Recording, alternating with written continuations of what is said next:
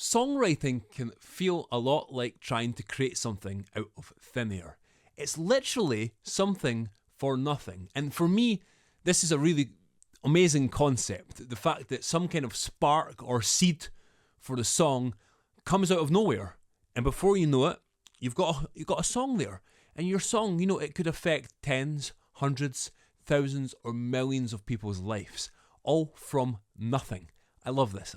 So, let's think of a song, like a famous song. Enter Sandman by Metallica, or Stella by Starlight. It's a famous jazz standard. Or maybe Let It Be by the Beatles, something like that. Each one of those songs, they started with a seed, with a spark, with the initial idea. So in this video today, I want to talk to you about where these seeds come from, where these sparks come from. I want to talk about how to capture ideas so that you don't forget them. That's a very important thing. And I'm also going to show you 3 examples of different seeds or sparks that I had, and also give you the examples and show you the songs that they turned into. Let's get on with it. When I'm coaching songwriters, I see that we all have different strengths, right? Now, some of us are maybe like lyric first poets. Others are maybe the guitarist who, he's into just writing riffs. Or maybe you play piano and you like to write chord progressions. Or maybe you're a singer and you just think of, melodies, that kind of thing. We all have different strengths. But one thing for sure, and I'm sure it's happened to you, when you sit down with your instrument or your pen and paper or whatever and you think to yourself, right, it's time to come up with an idea for a song. It's really, really difficult just to be inspired in that moment. Inspiration normally comes at the most random of times. For me, really often while I'm out for a walk, that's when ideas come. For others, maybe while they're at the gym, maybe you go to the cinema, maybe you're on a night out with your friends and some idea comes. But whenever it happens, you need to have a system in place so you can capture the idea. So in our modern times, the most easy way to do that is to use the voice recorder on the smartphone. And that's what I do. So anytime I get a little bit of an idea, if I've got my guitar, great, I might play it on the guitar. But if not, I'll maybe hum a melody or sing a groove. Something like I could maybe go right now. I'll make something up right now and show you.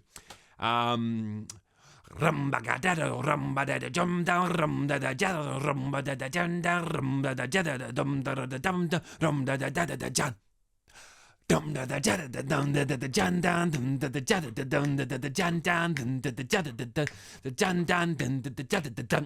literally, that's the kind of thing that I do. And maybe we should take that and we can see if we can make something out of it. So moving on, what you need to do is you need to capture your ideas. A Zoom H1 is a nice voice recorder. You could use one of those if you don't want to always have a smartphone, or maybe you don't like smartphones, for example. But you've got to not let the idea die. Now, also, very, very important, your ideas, as much as you think, oh, I'll remember that, you won't remember. Trust me, I don't know how many people I've done coaching with. They come up with a really nice melody, and I'll say, okay, we should record that. And they go, no, don't worry, I'll remember. And I'll say, no, we're going to record it because you're going to forget it. Now, we record it, and then we come back to it maybe like later on, and I'll say, do you remember what we played? And they always forget, because when an idea is new, it just doesn't stay in there yet. You need to play something over and over and over again for it to stick in your mind. So don't let the idea die, and get a system in place where you can record your ideas. I mentioned before, a lot of my ideas come to me when I'm out for a walk. And this was the case for the intro of my song Step Outside. So I'm going to show you guys the original recording that I made while I was out in the street. Okay, so I've got this kind of part that's with a guitar harmony. And you've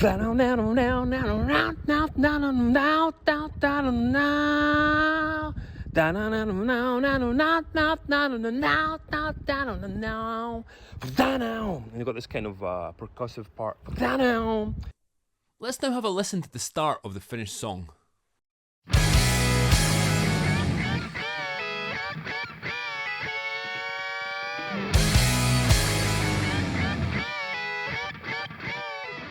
Here in the title of the recording, I wrote the word guns, and that's because the idea made me think of Guns N' Roses. Now, although I didn't try to make the song sound like Guns N' Roses, it was definitely inspired by that band. Sometimes inspiration can be more like a reaction to something. So a good example is how the seed for my song It's Not Real came. My wife and I, we were watching a movie. We watched this movie called Against the Ice. It's a survival movie. It's based on a true story, and it's about Danish explorers in Greenland. And it's bonkers. The amount of perseverance in order to achieve what they did and survive was just unbelievable. And it put me in a particular mood. So I came through here to my little studio, and I was in a certain sort of frame of mind. And I grabbed my guitar, and I just started strumming a couple of chords that kind of just came to me on the moment. An F and a C chord, I think, if I'm right. And I just started improvising some singing. I'll let you hear what I recorded now. Alright, just an F and a C. F first.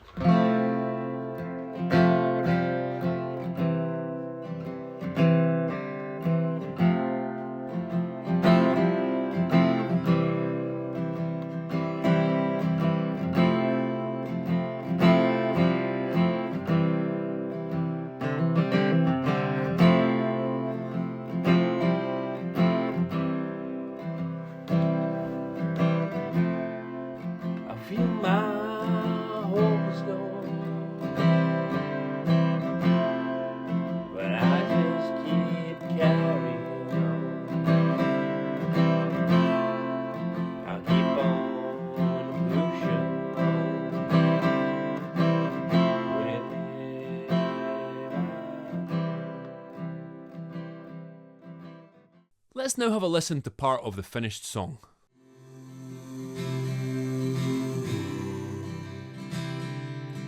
I feel my hope is gone, but I'm gonna keep on pushing on. That feeling it's gone and done is not true.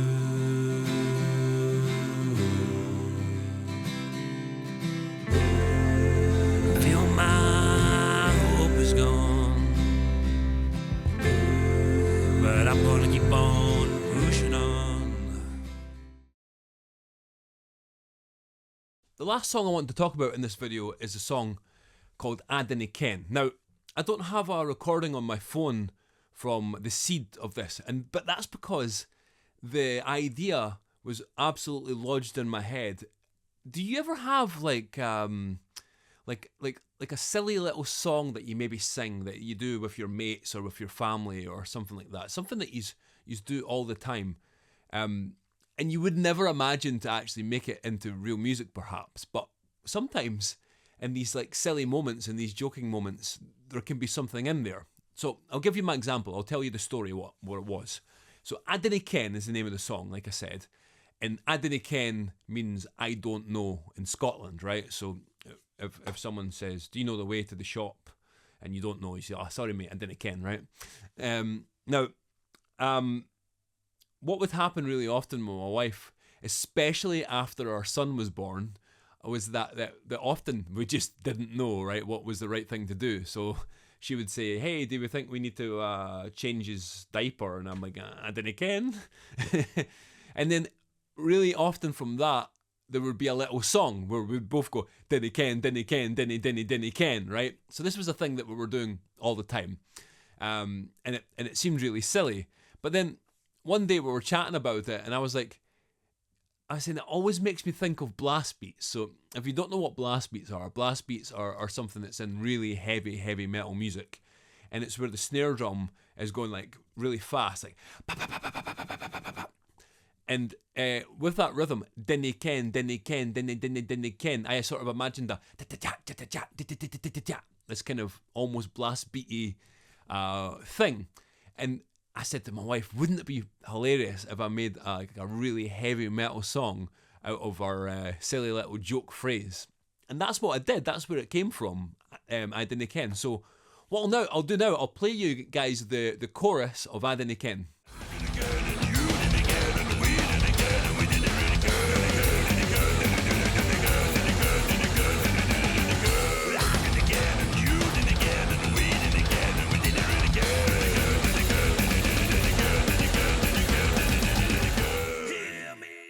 So it might be worth asking yourself right now, like, is there a silly song or some kind of musical thing that you do really often with your friends or your family or whatever, or even just to yourself that you don't let anyone else see, that could actually maybe be a kind of bit of a catchy chorus or something like that? What I'm going to do moving forward is I'm going to take some new ideas that I haven't developed at all, and I'm going to show you guys the process from the very beginning until the song is finished, so you can see exactly how I do it step by step, and that way we can apply this to you and your playing and your music and so on like that. I also want to go back, and there was a little improvised groove I did at the start of this video, right? I want to look at that and just show you that even like literally plucking nonsense out of thin air, you can make music. It isn't necessarily as difficult as we sometimes make it in our head. So I'm really looking forward to getting into that, and I'll see you guys in the next one.